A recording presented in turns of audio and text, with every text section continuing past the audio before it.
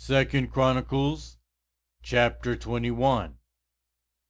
Then Jehoshaphat rested with his ancestors, and was buried with them in the city of David, and Jehoram his son succeeded him as king. Jehoram's brothers, the sons of Jehoshaphat, were Azariah, Jehiel, Zechariah, Azariahu, Michael, and Shephatiah. All these were the sons of Jehoshaphat, king of Israel. Their father had given them many gifts of silver and gold and articles of value, as well as fortified cities in Judah. But he had given the kingdom of Jehoram because he was his firstborn son. When Jehoram established himself firmly over his father's kingdom, he put all his brothers to the sword, along with some of the officials of Israel. Jehoram was 32 years old when he became king, and he ruled in Jerusalem 8 years. He followed the ways of the kings of Israel, as the house of Ahab had done, for he married a daughter of Ahab.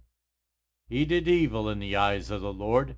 Nevertheless, because of the covenant the Lord had made with David, the Lord was not willing to destroy the house of David. He had promised to maintain a lamp for him and his descendants forever. In the time of Jehoram, Edom rebelled against Judah and set up its own king. So Jehoram went there with his officials and all his chariots. The Edomites surrounded him and his chariot commanders, but he rose up and broke through by night. To this day, Edom has been in rebellion against Judah. Libnah revolted at the same time, because Jehoram had forsaken the Lord, the God of his ancestors. He had also built high places on the hills of Judah, and had caused the people of Israel to prostitute themselves, and had led Judah astray.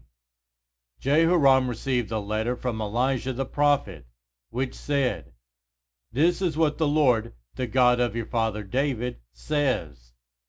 You have not followed the ways of your father Jehoshaphat, or of Asa king of Judah, but you have followed the ways of the kings of Israel, and you have led Judah and the people of Jerusalem to prostitute themselves, just as the house of Ahab did. You have also murdered your own brothers, members of your own family, men who were better than you. So now the Lord is about to strike your people, your sons, your wives, and everything that is yours, with a heavy blow. You yourself will be very ill with a lingering disease of the bowels, until the disease causes your bowels to come out."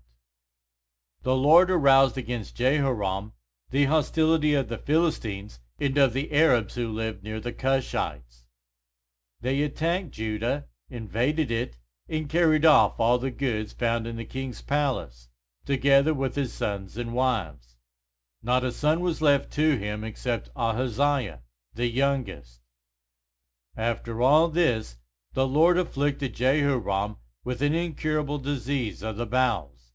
In the course of time, at the end of the 2nd year, his bowels came out because of the disease, and he died in great pain. His people made no funeral fire in his honor, as they had for his predecessors.